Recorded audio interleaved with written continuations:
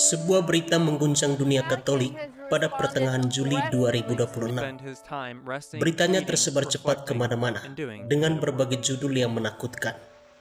Ada yang mengatakan SSPX menabiskan uskup tanpa izin paus, terjadi skisma. Ada juga yang mengatakan gereja terbelah, SSPX keluar dari gereja Katolik. Apa sebenarnya yang terjadi? Apakah benar-benar terjadi perpecahan besar?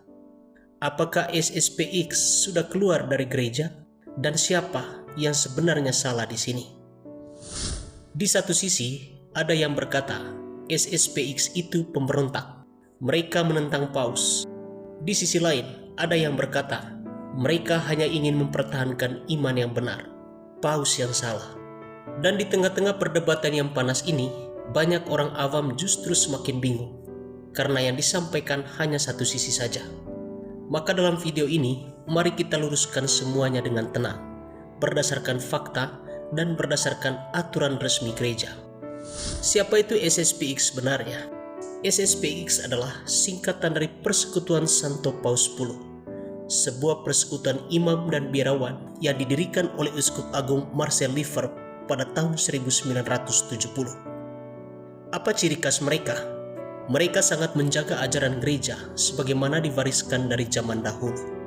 Mereka sangat menghormati misa tradisional dan sangat berhati-hati terhadap perubahan-perubahan yang terjadi setelah Konsili Vatikan II. Selama puluhan tahun, hubungan SSPX dengan Vatikan memang tidak selalu mulus. Ada ketegangan, ada perdebatan, ada yang terputus lalu diperbaiki. Tapi secara iman, mereka tidak pernah mengubah isi iman mereka. Mereka tetap mengakui Yesus Kristus Tuhan dan Juru Selamat, tetap mengakui Paus sebagai penerus Santo Petrus, dan tetap memegang seluruh ajaran gereja. Persoalan yang terjadi selama ini lebih banyak pada hubungan, tata tertib, dan kepercayaan, bukan pada isi iman. Itu penting dipahami sejak awal. Lalu apa yang terjadi pada bulan Juli 2026? Pada tanggal 15 Juli 2026, di sebuah biara di Seskoven, Jerman, Uskup Alfonso de Galarreta, yang merupakan uskup tertinggi saat itu, menabiskan 3 orang uskup baru.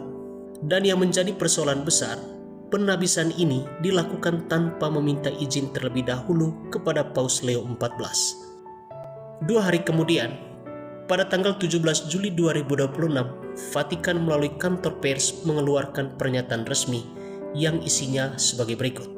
Penabisan uskup yang dilakukan tanpa izin paus adalah tidak sah dan melanggar hukum gereja.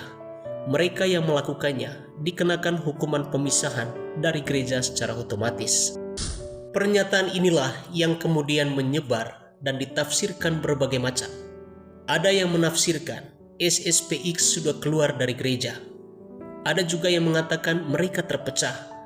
Padahal mari kita lihat aturannya dengan jelas.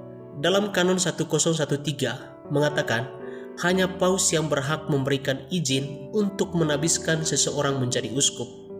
Tidak ada uskup manapun yang boleh menabiskan uskup baru tanpa izin dari paus. Dan hukuman untuk pelanggarannya juga tertulis jelas. Dalam Kanon 1382, siapapun yang menabiskan seseorang menjadi uskup tanpa izin dari paus dan siapapun yang menerima tabisan itu, keduanya secara otomatis dikenakan hukuman pemisahan dari gereja. Artinya, ini bukan aturan baru. Ini sudah tertulis sejak lama. Siapapun yang melanggar, dari kelompok manapun, akan dikenakan hukuman yang sama. Jadi persoalannya sederhana. Ada aturan yang harus dipatuhi. SSPX tidak meminta izin, maka Vatikan menyatakan itu melanggar aturan. Tapi perhatikan baik-baik, yang dilanggar adalah tata tertib, bukan isi iman.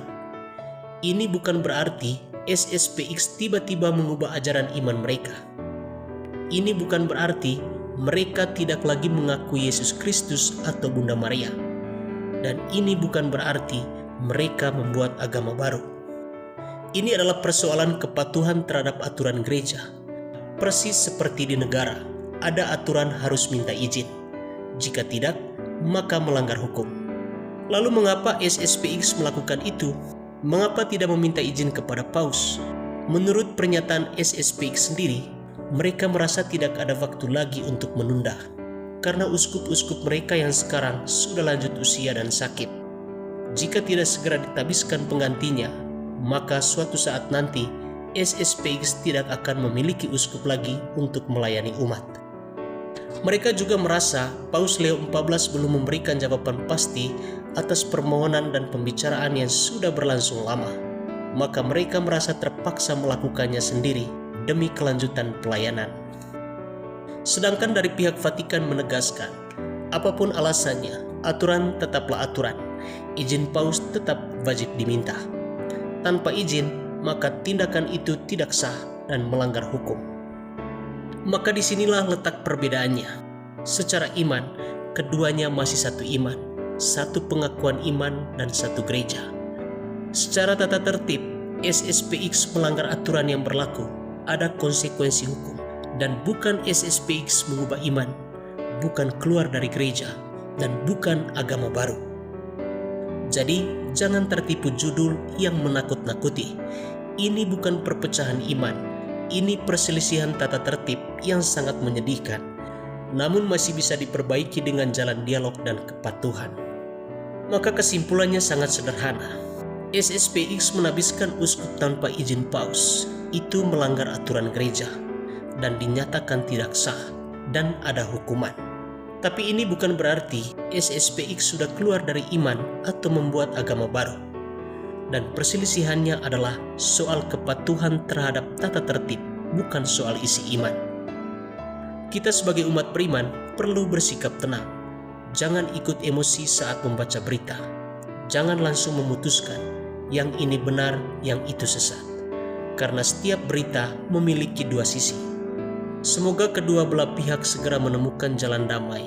Semoga dialog tetap berjalan, dan semoga kita semua di tengah berbagai berita yang menimbulkan perdebatan tetap menjaga kasih dan kesatuan yang diinginkan Yesus Kristus. Terima kasih telah menonton. Semoga Tuhan memberkati kita semua. Amin.